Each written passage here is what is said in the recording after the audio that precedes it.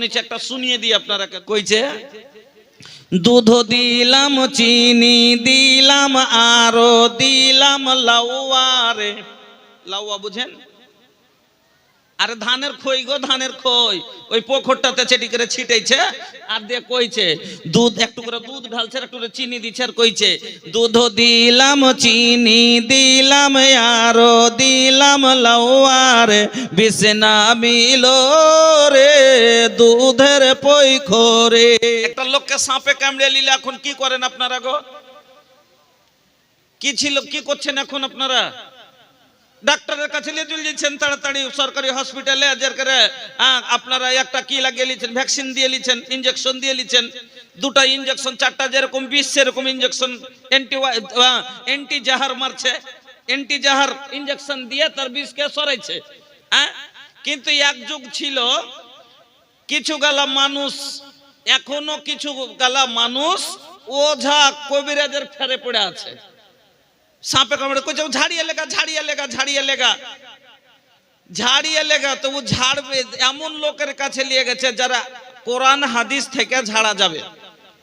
আমি নিজের চোখে দেখেছি একটা লোকের বিষ ঝাড়তে।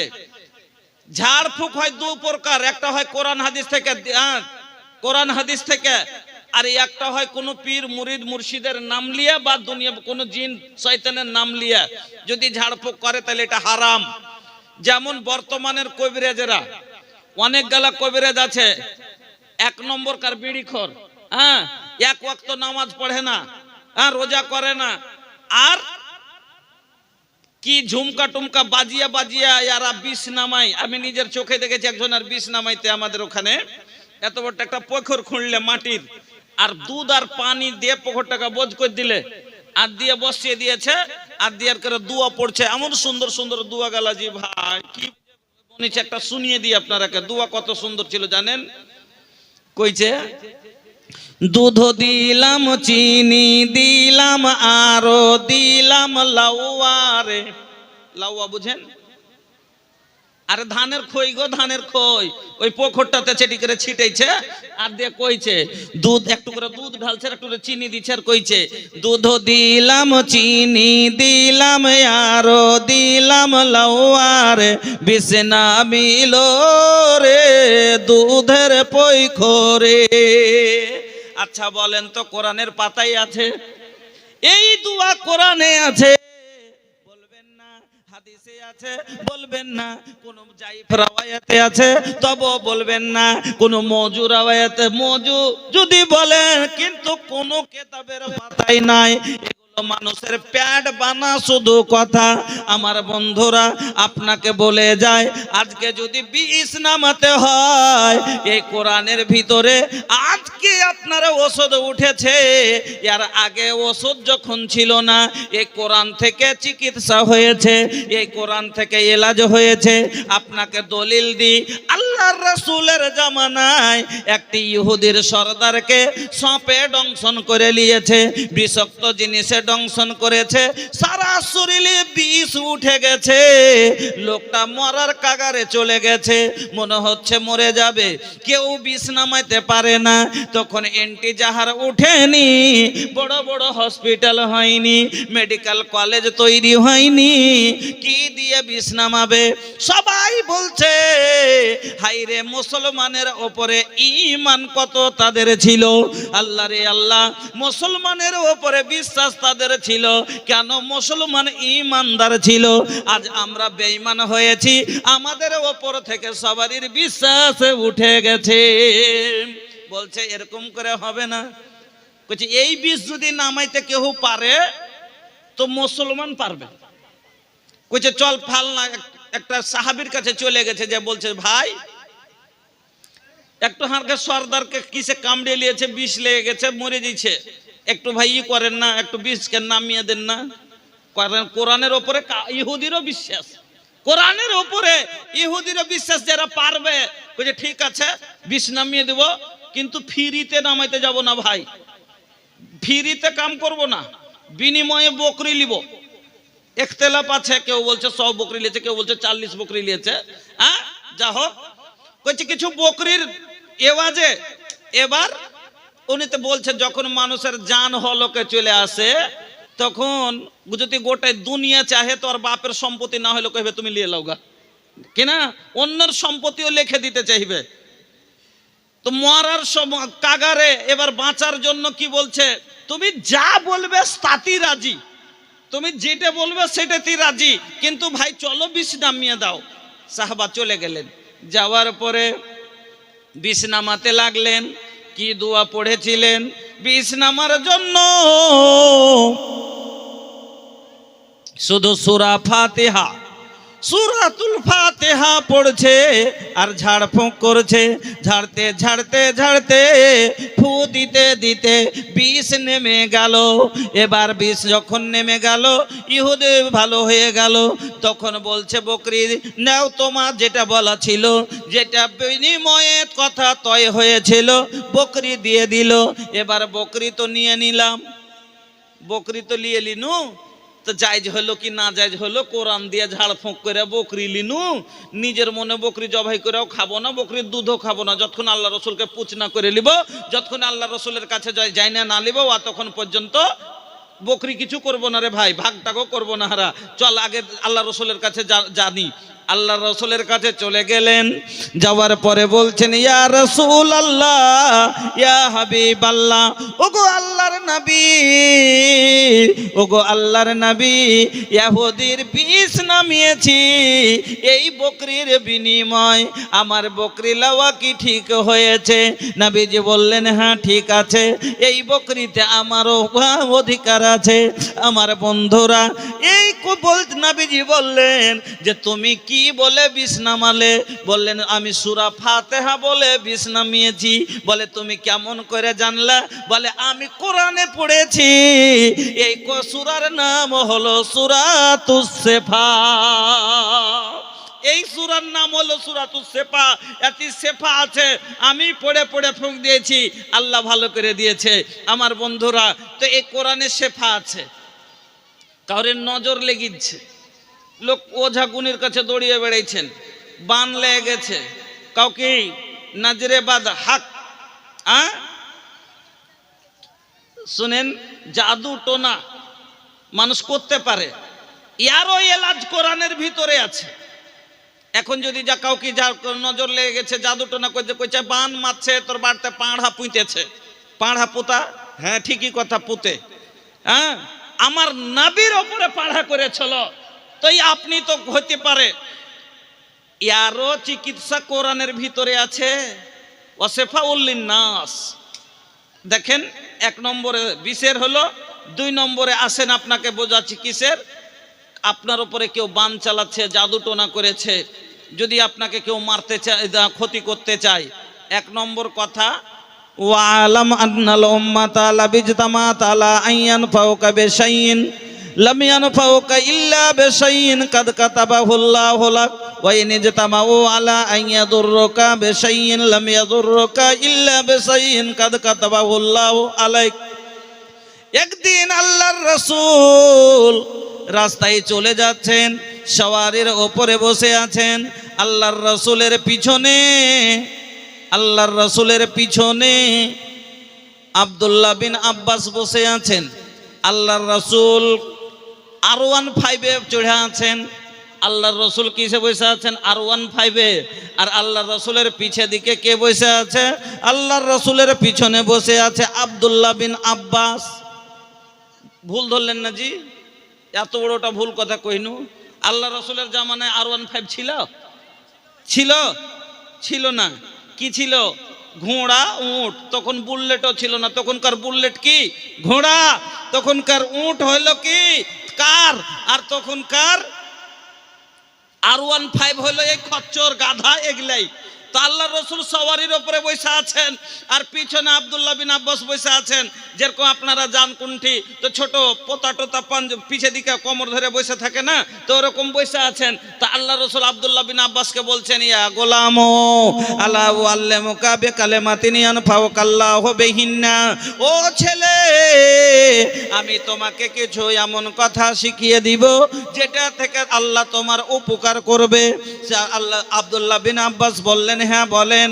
আল্লাহর রাসূল আব্দুল্লাহ বিন আব্বাসকে 10টা কথা বলেছিলেন, তার ভিতরে একটা কথা এটাও ছিল, ও তুমি যে আলাম, ও ভালো করে জেনে নাও, তোমার যদি কেউ ক্ষতি লাভ করতে চায়, একটা লোক যদি চায় যে আমি এর উপকার করব, একলাই পারে না, গোটাই দুনিয়ার লোককে সাথে লিয়ে লাই, আর লিয়ে যদি বলে যে লোকটাকে আমি বড় লোক বানিয়ে দিব, অতখানি হবে যত বড় লোক যতখানি আল্লাহর তকদিরে লিখে রেখেছে। আর একটা লোকের যদি কেউ চাই যে আমি ক্ষতি করে দিব,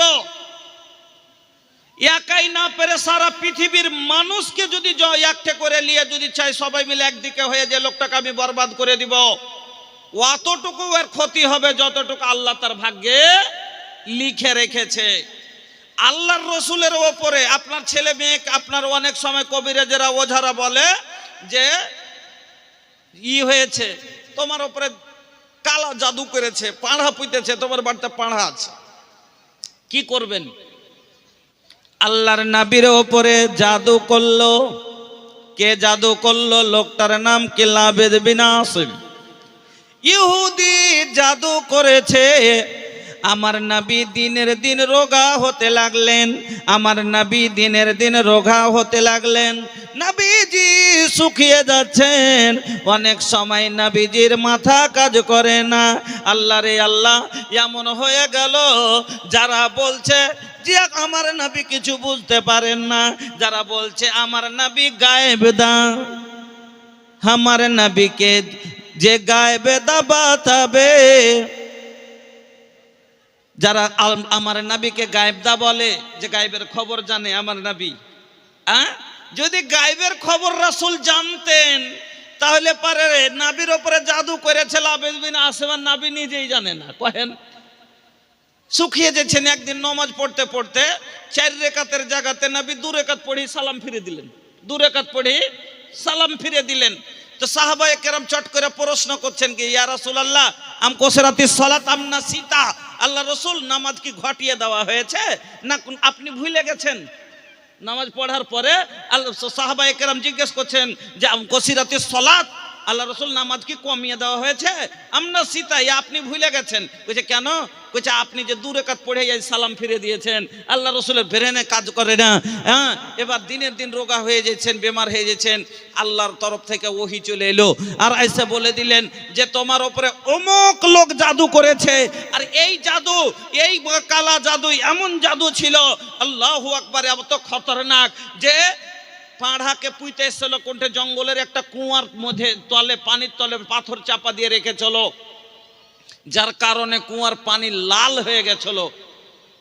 জিবরিল আমিন নবীকে কাছে ওহী করলেন, এবার পাড়া তুলে আনা হলো, তারপরে আয়াত নাজিল হলো 11টি আয়াত সূরা নাস আর ফালাকের। এই 11টি আয়াত আর ওয়াতি ছিল 11টা গিরা। আল্লাহ রাসূলকে বললেন এক এক করে পড়ো আর খোলো, এক এক করে পড়লেন আর খুললেন। আল্লাহ রাসূল শেফা পেয়ে নিলেন। যা হোক, কোরআন আপনাকে আল্লাহ রাব্বুল আলামিন দিয়েছেন। আমি আপনাদেরকে বলছি ভাইজান, এই কোরআনের ভিতরে সব রকমের কথা আছে। নামাজের কথা আছে, রোজার কথা আছে, হজের কথা আছে, যাকাতের কথা আছে, মা বাবার খিদমতের কথা আছে, সব রকমের কথা আছে। তৌহিদের কথা আছে, ওয়াহদানিয়াতের কথা আছে, রুবুবিয়াতের কথা আছে, উলুহিয়াতের কথা আছে। কিন্তু সব আগে আল্লাহ রাব্বুল আলামিন কেন শিক্ষার কথাটা বললেন? নামাজের কথা পরে, হজের কথা পরে, যাকাতের কথা পরে, কেন আগে শিক্ষার কথা বললেন? ভালো করে শুনে যান বন্ধু, কোন কাজের জন্য শিক্ষা প্রয়োজন আছে। একটা লোক জীবনে কোনোদিন ইনজেকশন করেনি, ডাক্তারি শিখেনি, আর ওকে যদি বলেন না সে ইনজেকশন করে দে, পারবে? একটা লোক জীবনে কোনোদিন ডাক্তারের সুই ধরেনি আর ওকে কইছে না সে ইনজেকশন করে দে, একটা ছোট ছেলের নাচ চিনতে পারবে? ও পারবে না। তাহলে একটা লোক নামাজ পড়বে, ও জীবনে নামাজ পড়েনি, নামাজ কি জিনিস জানে না, যতক্ষণ না শিখবে পড়বে কি করে। একটা লোক রোজা করবে, রোজা কি জিনিস যতক্ষণ না বুঝবে ততক্ষণ করবে কি করে। এই জন্য আল্লাহ রাব্বুল আলামিন যে না জেনে ভাই নামাজ পড়তে গেলে ওযু লাগবে, ওযু করতে গেলে ওযুর কয়টা সুন্নাত, কয়টা ফরজ, তারতিব সব জানতে হবে। বিনা তারতিব জেনে মুখের আগে পা ধুয়ে নিলাম ওযু হবে? হবে না। ওযু যখন হবে না তখন নামাজ হবে না, নামাজ যখন হবে না তখন নেকি হবে না, আর নেকি যখন হবে না ভাগ্যে জান্নাত হবে না। এই জন্য আল্লাহ রাব্বুল আলামিন প্রত্যেক ইবাদতের লেগে শিক্ষার দরকার আছে না নেই? প্রত্যেক ইবাদত বিনা শিক্ষিত হবে? হবে না। তার জন্য ইবাদতের কথা আল্লাহ পরে বললেন, এমনকি আল্লাহকেও চিনতে পারবেন না আপনি শিক্ষা ছাড়া। তার জন্য শিক্ষার কথা আগে আর ইবাদতের কথা পরে বললেন।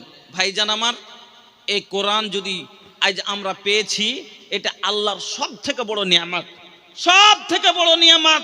দুনিয়ার বুকে যত নিয়ামত পেয়েছি তার মধ্যে সব থেকে বড় নিয়ামত হলো জানেন কি? এই কোরআন। কেন? এই কোরআন যদি না পেতাম আল্লাহকে চিনতে পারতাম না। এই কোরআন না পেলে রাসূলকে চিনতে পারতাম না। এই কোরআন না পেলে হেদায়েত পেতাম না। এই কোরআন না পেলে আজ জান্নাতের আশা পেতাম না। এই কোরআন আপনাকে সব কিছু দিয়েছে, তবে এই কোরআন কত কষ্টের পরে পেয়েছেন জানেন? আজকে কোরআনের মর্যাদা আমরা বুঝলাম না, আজকে কোরআনের মাদ্রাসার মর্যাদা আমরা বুঝলাম না। এই কোরআন ফ্রিতে পেয়েছেন মনে করছেন? না, এই কোরআনের জন্য আপনার কাছে আমার কাছে এই কোরআনকে পৌঁছাইতে আমার নবী 3 বছরিয়া ঘুরে হয়ে থেকেছেন। আমার নবী সইবে আবি তালিবে গাছের পাতা, গাছের ছাল খেয়ে জীবন কেটেছে সাহাবায়ে কেরাম। আজকে যদি শাকে একটু তেল কম হয়ে যায়, শাক খাওয়া যায় না, গাছের ছাল পাতা কি খাওয়া যায়? আল্লাহু আকবার। এই কষ্টর পরে শুধু তাই নয়, এই কোরআনের জন্য, এই কোরআন আপনার কাছে আমার কাছে পৌঁছাইতে আমার নবীর মুখের দাঁত পর্যন্ত চলে গেছে। এই কোরআন আপনার কাছে আমার কাছে পৌঁছাইতে বদরের প্রান্তে 14 সাহাবীর গর্দন গেছে, উহুদের প্রান্তে 77 সাহাবীর গর্দন গেছে। তারা আপনার কাছে এই কোরআন পৌঁছালছে নিজের জীবন দিয়ে। আপনার সন্তানের কাছে, আমাদের ছেলে মেয়েদের কাছে, এলাকার বাচ্চাদের কাছে কোরআনকে পৌঁছাইতে হবে, আনেওয়ালা নসলের কাছে কোরআনকে পৌঁছাইতে হবে। তারা যদি জীবন দিয়ে কোরআন আপনার কাছে পৌঁছায়, আপনি সামান্য গায়ের একটু ঘাম দিয়ে কোরআনকে পৌঁছাতে পারবেন না। এই জন্য ভাই, আমি প্রত্যেক জায়গাতে 30টা মিম্বার খাড়ো করি, কোরআনের মিম্বার, রাসূলের মিম্বার, দ্বীনের মিম্বার। যারা কোরআনের জন্য নিজের জীবন দিতে তৈয়ার আছে। রাসূলের জামানা যদি আমরা পেতাম, কোরআনের জন্য আমরাও জীবন দিতে যেতাম না ভাই? যেতাম। কিন্তু আমরা সে যুগ পাইনি। তা আল্লাহ কি বলেছেন? ওয়াতুজাহিদুনা ফি সাবিলিল্লাহি বিআমওয়ালিকুম আনফুসিকুম। তোমরা জিহাদ করো, কোশিশ করো। কিসের দ্বারাই? মালের দ্বারা এবং জানের দ্বারাই। জান লাগলে কোরআনের জন্য দিব। এখন মালের দরকার আছে, কারণ এখন কলমের জিহাদ চলছে, এখন শিক্ষার জিহাদ চলছে। এই জন্য 30টা লোক আমি 2010 সাল থেকে মিম্বার বানাতে শুরু করেছিলাম, কোরআনের মিম্বার। আলহামদুলিল্লাহ 65,000 মানুষ 1,000 করে দিয়ে মিম্বার বনেছে, যারা কোরআনের জন্য নিজের জীবন দিতে তৈয়ার আছে। আজকে আপনাদের কাছে এই সভার ভিতরে 30টা লোক আবদার করছি, যারা একটা করে 1000 টাকা এই কোরআনের জন্য দিয়ে বলবেন যে আমি হব একজন কোরআনের মিম্বার। মুখিয়ার মিম্বার হয়ে 5 বছরে মিম্বারই শেষ। আপনি কোরআনের মিম্বার হন, কিয়ামত পর্যন্ত আপনি মিম্বার থাকবেন, আপনার মিম্বারই থাকবে। আর কে বুক ফুলিয়ে বলবেন আমি একজন রাসূলের মিম্বার, আমি একজন দ্বীনের মিম্বার। এই জন্য বন্ধুরা আমার, এই কোরআনের একটা মাদ্রাসা এখানে কায়েম হয়েছে। এই মাদ্রাসার জন্য, এই কোরআনের জন্য অ্যাকশন, বা আমি মাছ মাংস না খেয়ে আমার সন্তানদেরকে জন্য লেখাপড়ার জন্য আল্লাহর রাসূল বললেন খায়রুকুম মান তাআল্লামাল কোরআনা ওয়া আল্লামা। তোমাদের মধ্যে সবচাইতে উত্তম মানুষ সেই যে কোরআন শিখলো এবং শিখালো। আপনি না শিখতে পেরেছেন, আপনার 500টা টাকাতে কাউরের বাচ্চা যদি কোরআন শিখে লাই, আপনি সব থেকে দুনিয়ার ভিতরে উত্তম মানুষ। আপনি কেন? এই কোরআন যতদিন এইভাবে চলতে থাকবে আপনার খাতায় নেকি লিখতে থাকবে উঠতে থাকবে। বন্ধুরা আমার, এই জন্য আপনাদেরকে বলছি এই কোরআনের মাদ্রাসার জন্য একটু মহাব্বতের সাথে 30টা নিমিবার প্রথম পারা কে গ্রহণ করবেন? 1 কুইন্টাল ধান বা 1000টা টাকা, যা আপনার খুশিতে পারবেন আল্লাহর ওয়াস্তে একটু চটচট করে আমার হাতে এই 5-10 মিনিটের মধ্যে আপনারা দিয়ে দিবেন। ভাই এই মাদ্রাসার দরদি আল্লাহর ওয়াস্তে আপনারাকে বলি, 5000 দেনেওয়ালা একটা লোক 5টা লোক দাঁড়ান, 2000 করে দেনেওয়ালা 20টা লোক দাঁড়ান, 1000 করে দেনেওয়ালা 30টা লোক দাঁড়ান। আর আলহামদুলিল্লাহ এলাকায় ধান খুব ভালো হয়েছে, ধান থেকে আপনারা লেখান এবং ভুট্টা থেকে লেখান, আল্লাহর ওয়াস্তে আসেন। আলহামদুলিল্লাহ সর্বপ্রথম একজন 500 টাকা দিয়েছেন। আল্লাহ তুমি কবুল করো, সুখের জীবন দান করো, রুজি রোজগারে বরকত দাও, ব্যবসা বাণিজ্যতে তারাক্কি দাও। রব্বানা তাকাব্বাল দুআইনা ইন্নাকা আনতাস সামিউল আলিম, আমিন আল্লাহুম্মা আমিন। ভাইজান এই ছোট মাদ্রাসা, কোরআনের মাদ্রাসা বলবেন এগুলো ছোট মাদ্রাসা। আচ্ছা আমি ডাইরেক্ট একটা ছেলেকে কিছু শিক্ষা দিইনি, ডাইরেক্ট বাড়ি থেকে নিয়ে যে আমি রত্নী মাদ্রাসায় ভর্তি করব, লিবে জি ভাই? লিবে না কেন? বলবে যে না আগে কম করে কোরআন খানটা গাঁয়ে পড়াও। তো আসল পড়া তো হলো গ্রামের ছোট মাদ্রাসার পড়া। যখন বাচ্চাটা একটা কথাও বলতে পারে না, তখন ওর মুখের জবান সরে না, তখন থেকে শিখাইছে এই মাদ্রাসা। তারপরে কায়দা মানে কি? সব জিনিস পড়ার কায়দা তো এখানেই আছে। আর পড়ালেখা করে নিয়ে যখন তাইয়ার হয়ে গেছে, ভালো করে পড়তে লেগেছে, হরফ চিনে নিয়েছে, তখন বড় মাদ্রাসালা ভর্তি লিছে। ওরা তো তাইয়ার করা মাল লিয়েছে। আসল মাদ্রাসা হলো ছোট মাদ্রাসা। এই জন্য আলহামদুলিল্লাহ এই মাদ্রাসাকে বেশি ভালোবাসতে হবে। যত মাদ্রাসা ছোট মাদ্রাসা হবে অত বেশি ছেলেপিলের লেখাপড়া ভালো হবে ভাই। এই জন্য প্রত্যেক গ্রামে ছোট মাদ্রাসা হওয়া জরুরি আছে। আসেন আলহামদুলিল্লাহ এক ভাই আমার 1500 টাকা দিয়েছেন। মৌলাই করিম তুমি কবুল করো, সুখের জীবন দান করো। আল্লাহ যে আশাই উদ্দেশ্যই দিয়েছে আল্লাহ তুমি উদ্দেশ্যকে পূরণ করো। এলাহাল আলামিন তুমি চিরসুখী করো, আমিন। ভাইজান আসে বুঝাইবে না করে যেকরা চাহি লজাবে কে উলজাইবে না করে। যাকে লাজ লজ্জা করার কথা কেউ লাজ লজ্জা করে না। না আলিম দেখে লাজ লজ্জা করছে, না বড় দেখে, না বাপ দেখে, না ভাই দেখে। ভাই ইজ্জত করেন, বড়র সম্মান করেন, আলিমদের ইজ্জত করেন, এটা ঈমানের অংশ। দিনের আলিমের ইজ্জত করা দিনের ইজ্জত করা ভাই। এই জন্য বসে যান। যা হোক আলহামদুলিল্লাহ যথেষ্ট মানুষ আপনারা বসেছেন। সময় এদিক ওদিক না করে 1 ঘন্টা সময় আমি আপনাদের সম্মুখে আধা ঘন্টা আলোচনা করব। ভাইজান আমার, শিক্ষা সম্বন্ধে ইসলামে শিক্ষার কি গুরুত্ব? প্রথমত শিক্ষা হয় 2 প্রকার। শিক্ষার হলো 2টা কিসিম, 2টা ভাগ। একটা হলো দ্বীনি শিক্ষা, একটা হলো দুনিয়াবি শিক্ষা। একটা হলো কোরআন হাদিসের শিক্ষা, একটা হলো দুনিয়াবি ইংরেজি বাংলা হিন্দি অঙ্কের শিক্ষা, সায়েন্স বিজ্ঞানের শিক্ষা। শিক্ষা দ্বীনের হোক বা দুনিয়াবি হোক মানুষকে সম্মান দেয়। শিক্ষা দ্বীনি হোক বা দুনিয়াবি হোক দুটোই মানুষকে সম্মান দেয়। কিন্তু দুনিয়াবি শিক্ষা যেটা, সেটার সম্পর্ক দুনিয়া পর্যন্তই মানুষকে সম্মান দেয়, আখেরাতেও দেয় না। কিন্তু দ্বীনি শিক্ষা যেটা, সেটা হলো মানুষকে দুনিয়া তো কি করে সম্মান দেয়, আখেরাতও সম্মান দেয়। আমার বন্ধুরা, আমার ভাইজানেরা, এই দ্বীনি শিক্ষা এমন এক শিক্ষা, কোরআনের শিক্ষা এমন এক শিক্ষা যে সব সময় আপনার সম্মান সব বাড়িয়েছে। ভাইজান আমার, আপনাদেরকে বলে যাই, ওয়াহাযাল ইলম আল্লাযী আদম আলাইহিস সালাম ফাদিলাতান ওয়া কারামাতান আলাল মালায়েকা। এটাই সেই শিক্ষা যেই শিক্ষার ফলে আদম আলাইহিস সালাম সমস্ত ফেরেশতার উপরে সম্মানিত হয়েছিলেন। ওয়াহাযাল ইলম আল্লাযী আখরাজা ইউসুফ আলাইহিস সালাম মিনাস সিজন। এই শিক্ষা যার ফলে ইউসুফ আলাইহিস সালাম জেলখানা থেকে মুক্তি পেয়েছিলেন। ওয়াহাযাল ইলম আল্লাযী ইউনুস আলাইহিস সালাম মিন বাতনিল হুত, এই শিক্ষা এমন এক শিক্ষা যার ফলে ইউনুস আলাইহিস সালাম মাছের পেট থেকে বেরিয়ে এসেছিলেন। কেন? আল্লাহ রাব্বুল আলামিন বলেন, ফালাউলা আন্নাহু কানা মিনাল মুসাব্বিহিনা লালাবিসা ফি বাতনিহি ইলা ইয়াউমি ইউবাসুন। সেদিন যদি ইউনুস আলাইহিস সালাম যদি মাছের পেটে এই তসবিহটা বায়ান না করতেন, এই তসবিহটা যদি না জানতেন আর যদি না পড়তেন, আল্লাহ বলছেন কিয়ামত পর্যন্ত আমি ইউনুসকে মাছের পেটেই রেখে দিতাম। তো মুসিবত থেকে কে বাহির করলে? এই দিনই শিক্ষা।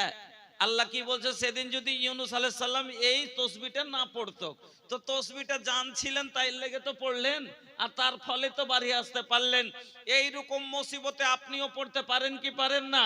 ওই সময়তে আপনি কি বলে বেরিয়ে আসবেন জানবেন, তবে তো আপনি বেরিয়ে আসতে পারবেন। আমার বন্ধুরা, ওয়াহাদাল ইলম আল্লাযী জাআল আখিরান নবী সাল্লাল্লাহু আলাইহি ওয়াসাল্লাম আকরামুল আম্বিয়া ওয়া আশরাফিহিম, এটাই সেই শিক্ষা যার ফলে আমাদের নবী সমস্ত আম্বিয়া আলাইহিস সালামের উপরে সম্মানিত হয়েছিলেন। আমার বন্ধুরা, আমার ভাইজানেরা, এই কোরআনের শিক্ষা আল্লাহ রাব্বুল আলামিন আপনাকে দিলেন। এই দ্বীনি শিক্ষা কোরআনের ভিতরে 114টি সূরা আছে। কতটি বললাম? ए भैया तनी मुंह खोला, कुछ तो बोला, ताकि हमों के पता चली के रवा लोग सुन रहल बनी। अरे सूतल बाड़ा की जागल बाड़ा, सूत गईला का हो?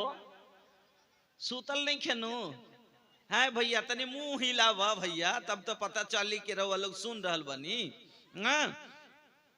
तो भैया 114টি সূরা, এই 114টি সূরা কোরআনের ভিতরে আল্লাহ রাব্বুল আলামিন নাজিল করেছেন। এই 114টি সূরার ভিতরে সর্বপ্রথম সূরা কি বলেন তো? সূরা ফাতিহা। ফাতিহার মানে কি? ইফতিতাহ করনা, খোলনা, শুরু করনা। এই সূরাটার নাম হলো, তাফসিরে বাইজাবিতে আমি পড়েছি 14টা, তাফসিরে বাইজাবিতে আমি পড়েছি 14টা। এই সূরার নাম, সূরা ফাতিহার নাম 14টা নাম আমি সূরা তাফসিরে বাইজাবিতে পড়েছি। তো এই সূরার নাম কি? এক নাম্বার হলো সূরাতুল ফাতিহা, দ্বিতীয় নাম হলো সূরাতুস শিফা।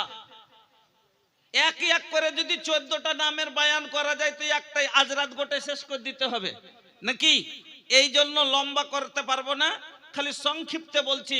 এই সূরার নাম ওয়াফিয়া, এই সূরার নাম কাফিয়া, এই সূরার নাম সাবুল মাসানি, এই সূরার নাম সূরাতুস সালাত, সূরাতুদ শুকুর, এই সূরার অনেক নাম। তবে এই সূরার একটা নাম হলো সূরাতুস শিফা। আর আল্লাহ বলছেন কোরআনের ভিতরে, কোরআন আমি কেন নাজিল করেছি? মানুষের হেদায়েতের হুদাল লিন্নাস, আমি মানুষের হেদায়েতের জন্য নাজিল করেছি। শুধু কোরআন হেদায়েতের জন্য নাজিল করেনি, আর এক জায়গায় আল্লাহ বলছেন ওয়াসিফাউল লিন্নাস, আমি মানুষের শেফার জন্য এই কোরআনের ভিতরে ঔষধ দিয়েছি।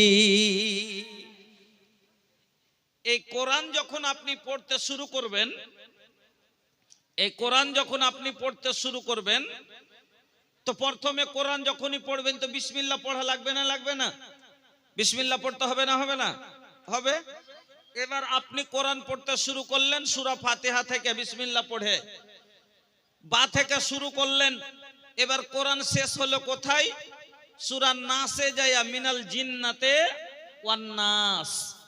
তো প্রথম অক্ষরটা শুরু হলো বা দিয়ে, আর কোরআন শেষ হলো সিন দিয়ে। আপনাকে একটু বুঝাচ্ছি, ভালো করে বুঝবেন। ব আর স দুটাকে মিলাইলে কি হবে ভাই? বাস, বা সিন, বাস বাস আপনি খেতে বসছেন আর আপনার পেট ভরেনি, আর আপনাকে যদি ভাত দিতে আসে আপনি বাস করবেন? বলবেন বাস? বলবেন না। ভাত দেয় এখনো পেট ভরেনি আর ভাত দিচ্ছে আর আপনি বলবেন বাস? বলবেন না। যখন আপনার পেট ভরে যাবে তারপরে যদি ভাত দেয় তো আপনি কি বলেন? বাস। মানে আর লাগবে না, আমার দরকার আর নাই, সব দরকার পুরা হয়ে গেছে। হ্যাঁ, তরকারি দিতে গেলে কি বলবেন? বাস বাস বাস, আর দিয়েন না। পানি দিতে গেলে বাস বাস বাস, ভাত দিতে গেলে কি বলবেন? বাস বাস, আর দিয়েন না।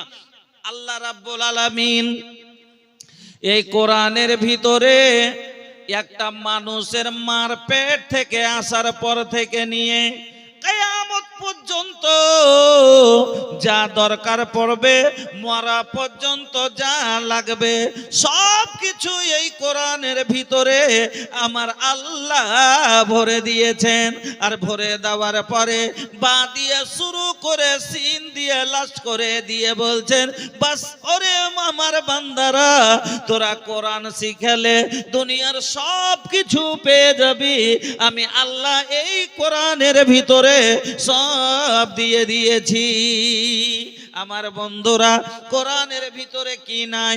আমি আপনাকে বললাম এই কোরআনের ভিতরে ওষুধ আছে। এই কোরআনে আল্লাহ বলছেন ওয়াসিফাউল লিন্নাস, মানুষের জন্য শেফা আছে। আচ্ছা বলেন তো, আপনাকে আমি শেফা দেখাই। একটা লোককে সাপে কামড়ে